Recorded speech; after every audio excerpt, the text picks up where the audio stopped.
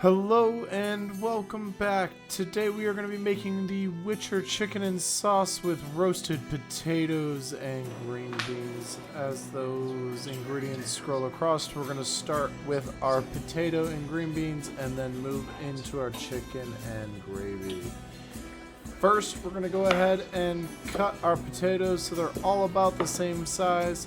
I'm using red potatoes here, but you could use long finger potatoes as well. Like I said, make sure they're all about the same size so they cook at the same speed. Next, we're going to go ahead and get them in a pot of salted water.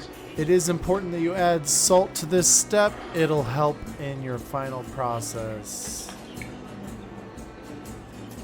We're going to go ahead and boil these for just a few minutes until they are cooked about a third of the way through. We're going to put them in our baking pan here and dice up some butter.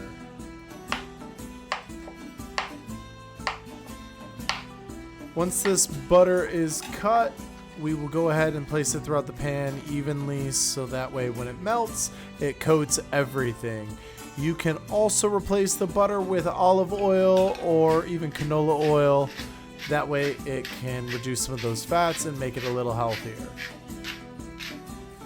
Don't forget to add some salt and pepper before you put it in the oven and make sure that it is nicely seasoned.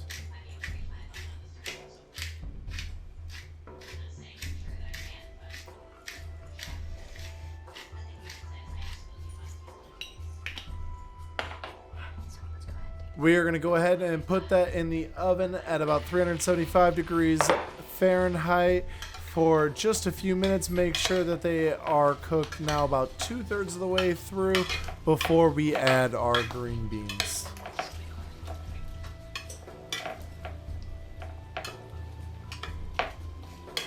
Make sure that you take the time to flip your potatoes and get them completely coated in that melted butter. And then go ahead and start adding those fresh green beans in and get them tucked in and get some of that butter coated over them as well.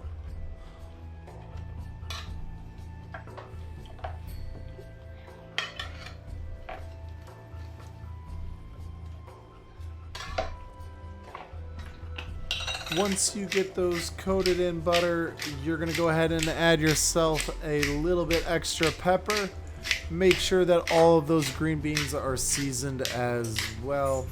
Next, we're going to take our chicken seasoning, the same seasoning we're going to use a little bit later on, and add that to our vegetables. This way, it'll help kind of blend the flavors between the two parts of the meal.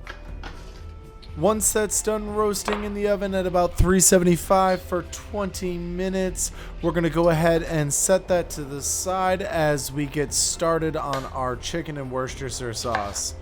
First, we're going to cut an onion in half and peel it.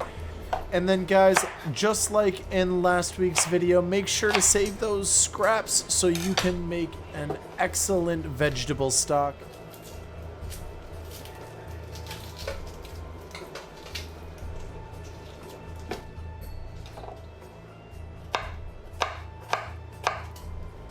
We're going to go ahead and cut this onion without cutting the bulb to make sure that we don't get those juices spraying in our eyes, making us cry. And then we will cut it across so we can get a extra fine dice.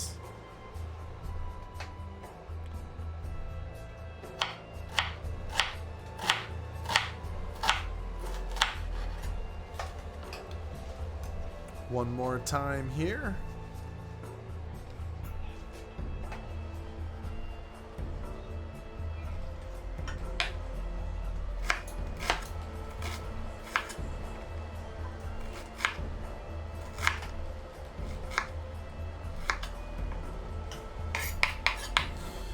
Now that the onions are diced and the garlic is peeled, we are going to get started on our chicken. First, we're going to go ahead and add some fresh ground pepper. After that, we are going to go ahead and add some salt.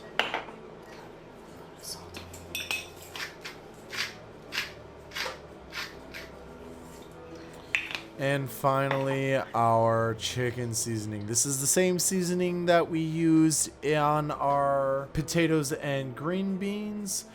This is really going to help homogenize those flavors.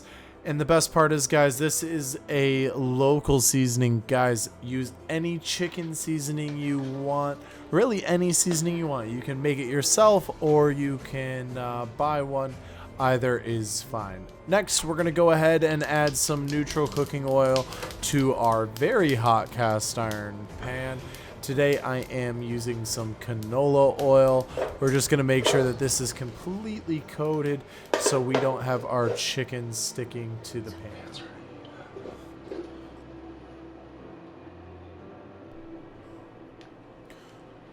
Once that is completely coated, we are going to go ahead and add our chicken to the pan.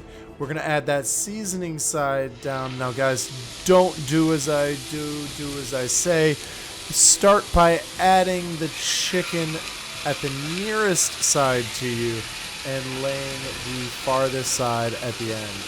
Also, do not forget to wash your hands every time you handle raw poultry, or any raw meat for that matter. Make sure that you guys are taking care of yourself and staying healthy. While that first side is searing, we are going to go ahead and add our seasoning to the other side.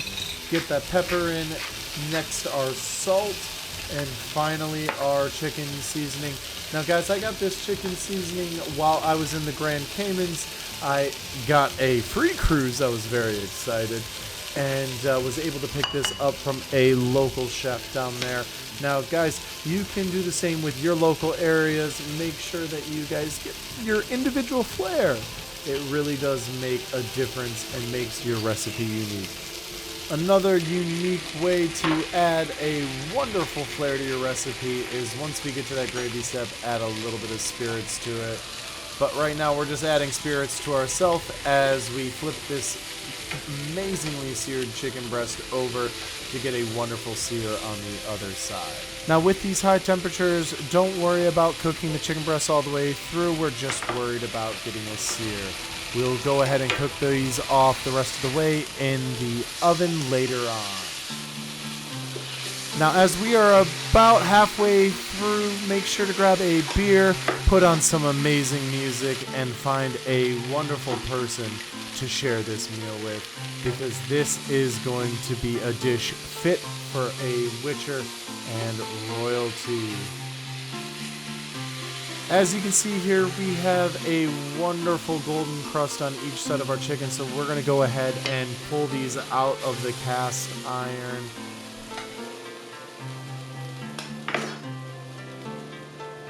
Alrighty, next we're going to go ahead and grab an incredibly handy kitchen tool. This is called a food chopper. It is a little less than a food processor, but a little more than what your knife might be able to do in the same amount of time. We're going to go ahead and add our cloves of garlic to it, give it a few good pushes on the lever. That will make sure that the blade goes down and spins at the same time, making sure our garlic is nice and minced. Next to our hot pan, we are going to go ahead and add a little bit more of that neutral cooking oil, again, that being canola oil for us. We are going to then add our onions and move this back over to the heat. As our onions start to cook down, we are going to go ahead and get them all stirred up and covered in that oil. We really want to be cooking these down until they start turning translucent. We're going to also go ahead and add our garlic at that time and get that cooking. As we get these cooking down, guys, be sure to check out below and make sure to like, comment, and subscribe, and see what we do next week with these amazing ingredients and how we turn them into a wonderful meal. As we've added our garlic now, we're going to stir that all in as it finishes cooking up.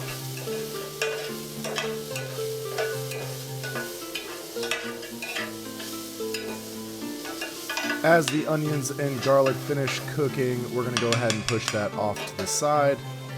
Get our neutral cooking oil, add a little bit more on in there, so when we add our flour, we get a nice base to our gravy.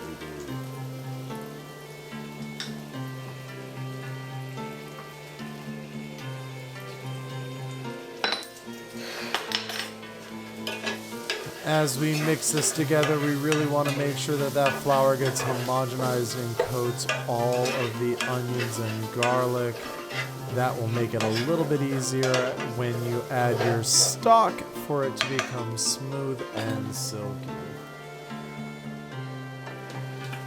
We're going to add a little bit of seasoning here, some salt and pepper.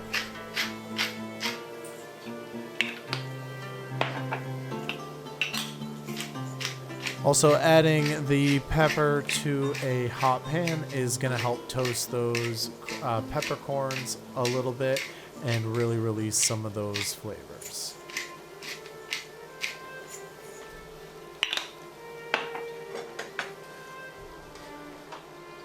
We are going to go ahead and put our chicken breasts in. I personally am putting the worst seared side down, so they sear a little bit more in the oven.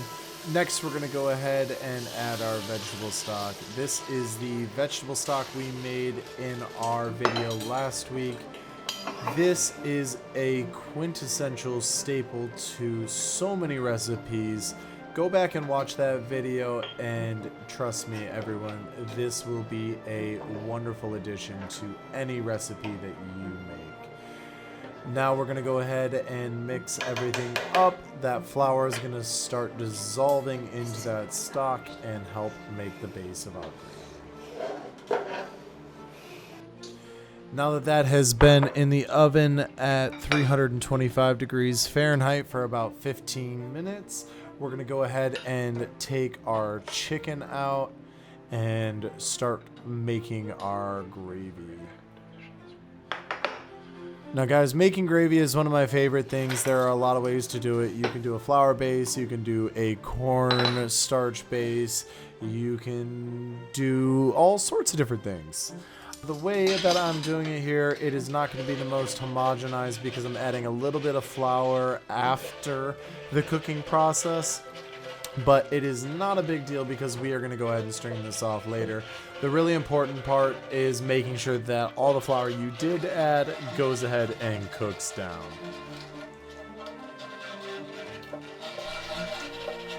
We're going to mix this up really, really well to try to mix as much flour in so we can thicken up our gravy as we reduce it over a very low heat. Now sometimes guys, if you have a gas stove or you cooked your chicken on a little bit higher temperature, that cast iron will hold enough temperature that you don't have to add any extra heat. But in case you do, that's okay as well. As we come into our final step, take our mesh sieve and pour everything into it as we start to filter our gravy through it. Don't forget to get all of those chunks of onion and garlic and pepper all in there so you can make sure to get all of those flavors. Guys, this will give a silky smooth finish to your gravy. If it is still too thin, you can always pop it back on the stove. Now that the gravy is passed through the sieve, we're going to go ahead and get this plated up. And oh my goodness, does that not look amazing? Okay, well, all that's left to do is give this a try and see how it is.